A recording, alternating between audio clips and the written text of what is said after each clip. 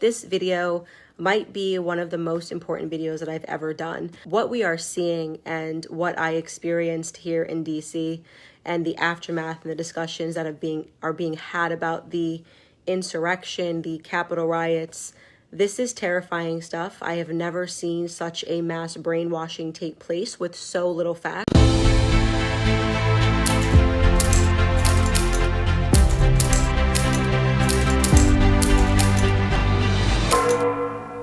So first and foremost, I want to just tell everybody that I was in DC when this Capitol riot took place, and I keep putting it in parentheses because it is very bizarre to me that this is being claimed to be a riot when the Black Lives Matter riots that took place all summer were just deemed to be peaceful protests. So that's the first thing. I was 40 weeks pregnant. I was sitting on my couch and my phone went off psychotically from my family members who were concerned, saying, "Are you okay? Are you okay? Are you okay?" They know that I live very close to the White House in DC, and they were apparently watching CNN and watching the news, and they thought that DC was burning. My husband and I almost laughed and kept saying, "Why are you asking us now if we're okay? We're totally fine." There were actually nights over the summer that were scary when Black Lives Matter was rioting, because they were marching through the streets.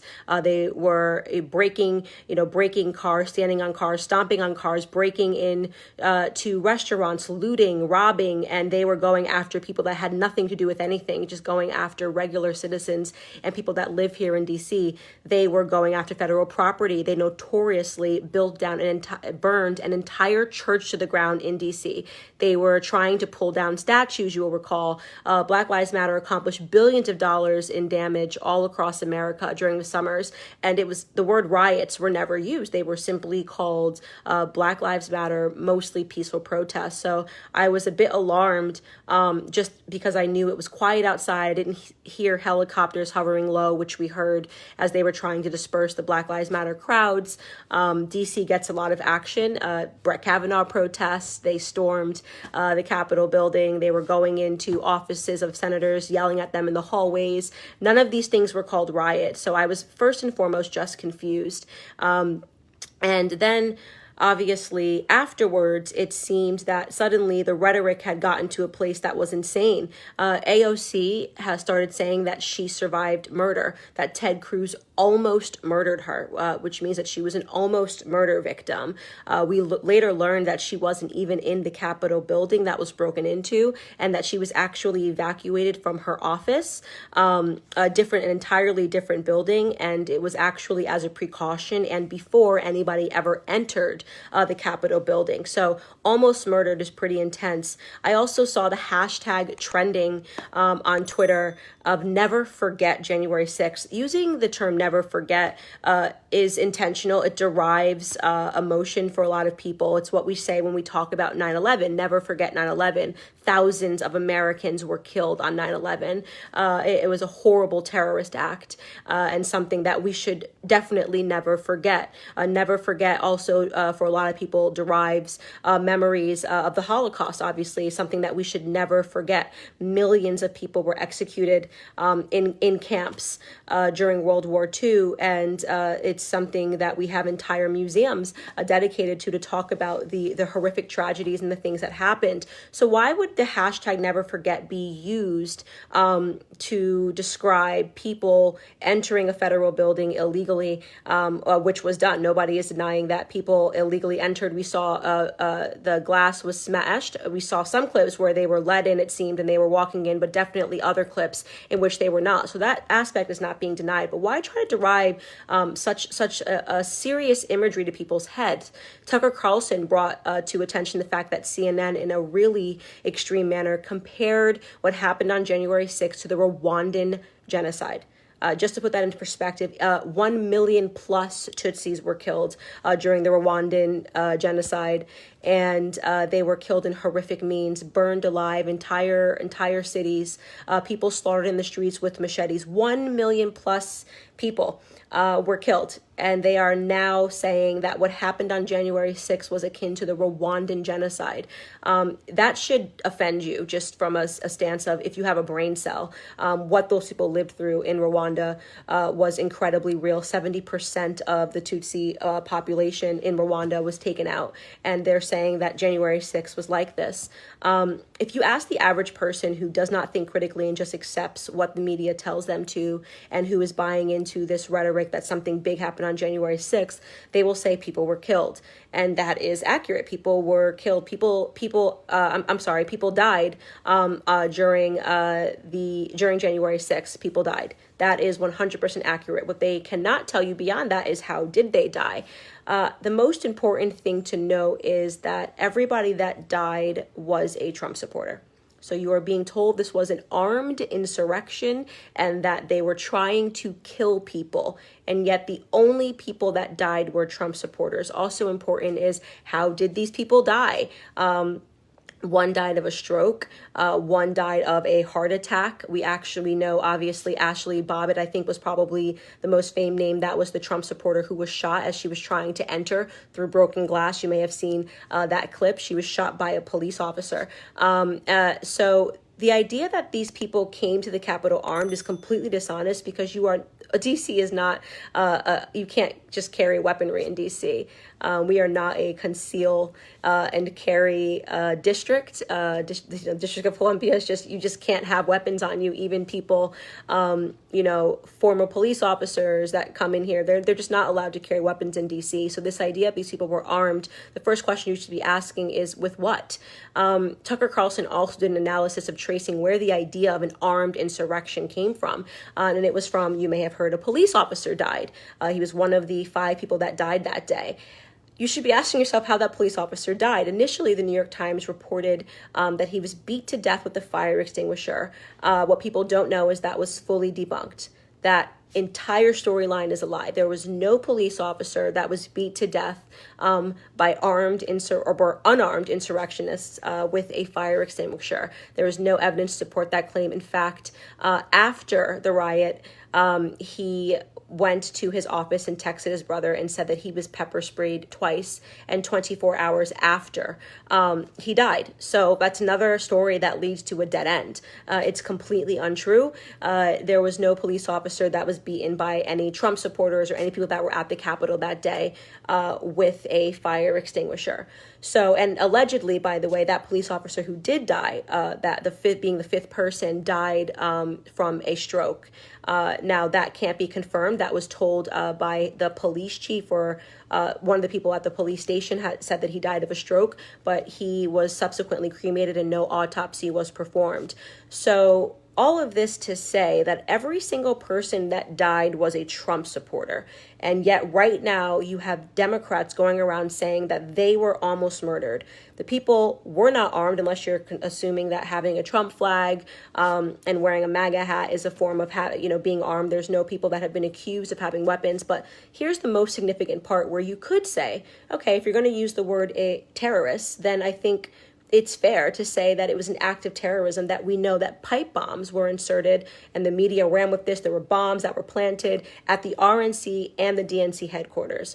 The first thing that a critical thinker would say in knowing that is, why the RNC and the DNC headquarters? If they're a Trump supporter, why would they put pipe bombs under the RNC headquarters? And if they were a Democrat supporter, why would they put pipe bombs at the DNC? So that was already weird. What's weird about that also is that it turns out with time, of course, when the truth actually comes out, that those pipe bombs were planted the night before. So that did not happen. That was not a part of the Capitol riots. It had nothing to do with people going into the building and entering it illegally, which I've already said I disagree with. I don't think, and under any circumstances, that people should be breaking glass and going into buildings to take selfies and to take the Speaker of the House, whatever it is they took from her, and were taking, pictures and making a mockery. I don't support that at all. But it is important to stick to the facts, which is that these pipe bombs were inserted or placed the night before, and the FBI still, which I find to be incredulous, has not determined who placed the pipe bombs.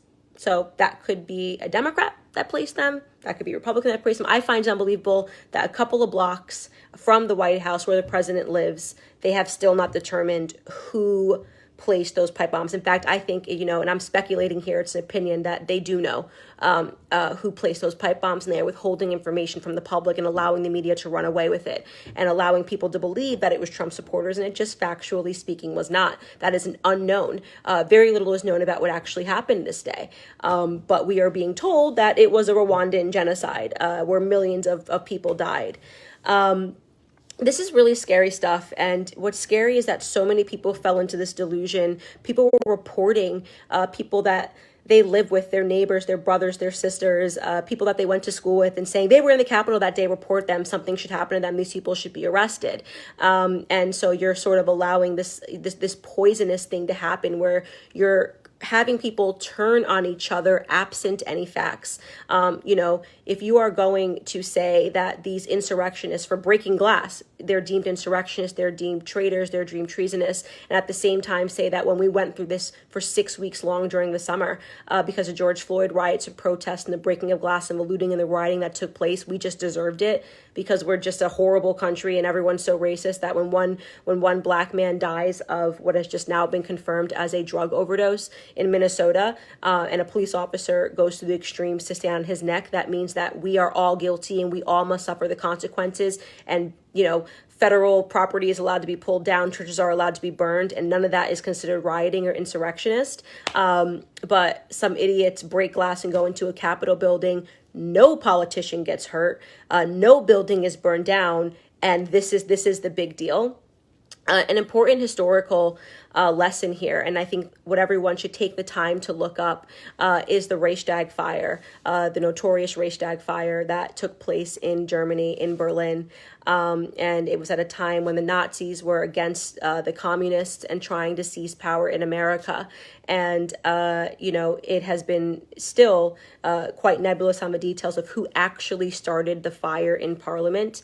But the Nazis seized the opportunity. One communist allegedly started a fire in Parliament, and the Nazis used that as a pretext to garner sympathy and to pretend that this act was so horrible that they now had a right to strip people of civil liberties. And it is how the Nazis assumed a totality of power in Germany, in Germany, in Nazi Germany. They forced the Reichstag, it was called the Reichstag Fire Act to be signed. I think it was called the Reichstag Fire Decree to be signed, and it allowed them to mass arrest all of their anybody who was politically dissident, anybody who didn't agree with them. It allowed them to seize basically ultimate power and to stop these people in their tracks. And they seized so many civil liberties. They shut down publications.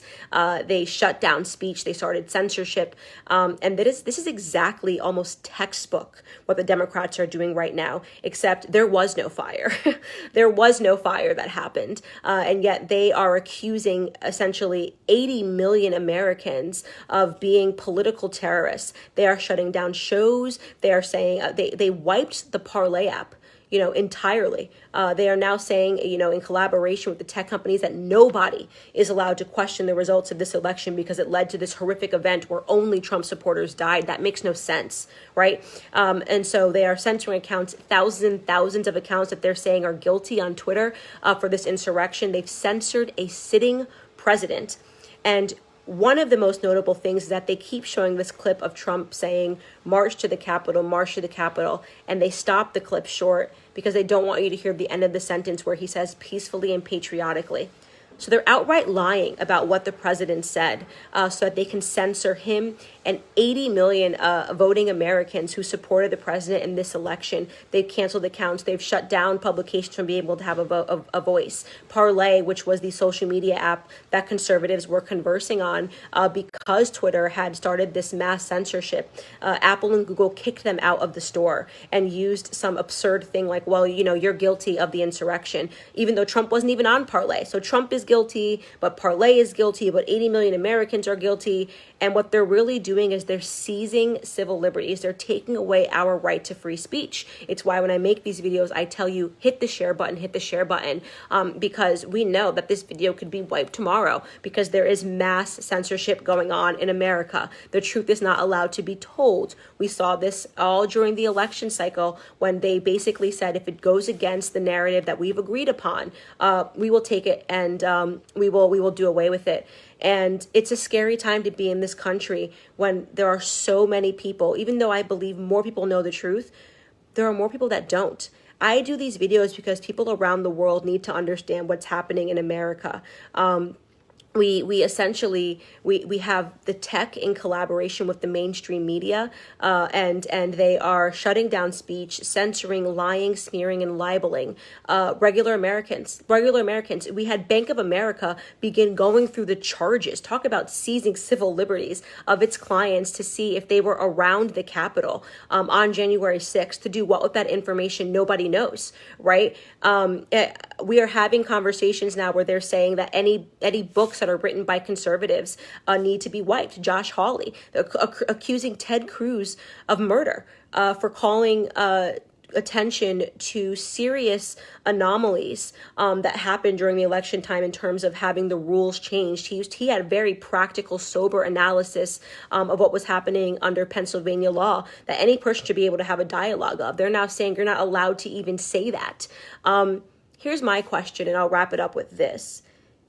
If you are the Democrats and you are saying that you legitimately won this election and Joe Biden is, by your metrics, the most popular American president that's ever run. He got more votes than Barack Obama. He was that energetic and passionate, and he moved the nation in such a way that you have the most popular president ever sitting in the White House.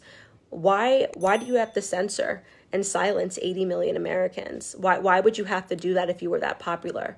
Right? If this is real, what are you so afraid of by giving a platform to the small political dissidents, right? I mean, you would just say, oh, this person is someone that is political and disagrees with me, but it doesn't matter because I'm so popular. Why are they going through such extremes to shut down conservative voices, conservative books, all of their political contenders? Why are they going through these extremes to rush through these policies? There was even talks of the Democrats in the House were going to try to pass an act to make MAGA rallies an act of terrorism. The gathering of people that support Trump was going to be considered a terrorism. Why are you going through such extremes? But to compare them to a genocide, what are the Democrats actually trying to accomplish in this country? And let me say this to you people that follow me and hate me and don't like me. You need to sober yourselves up really quick to what is going on, because you may not like me, you may not like Trump, you may not like Trump supporters, but the powers that they are taking right now, the leaps and bounds they are going through, that'll include you too. One day that will include you too, right? This is not, they're just going to come inward and inward and inward. And eventually, when they say that you can't even critique us on Facebook and you agreed with that and thought it was great because they were going after Trump supporters, eventually you're going to have something to critique, and you're not going to be allowed to do that. So don't go with this, I hate Trump so much and I hate conservatives so much, that you would suspend your own civil liberties. This is a scary time and a dangerous time to be in America right now as a conservative, but it also is a scary time to be in America as a liberal. I don't care how leftish you are, you better recognize how scary it is when the tech companies have the power to censor a sitting president of the United States and you're not allowed to talk about it.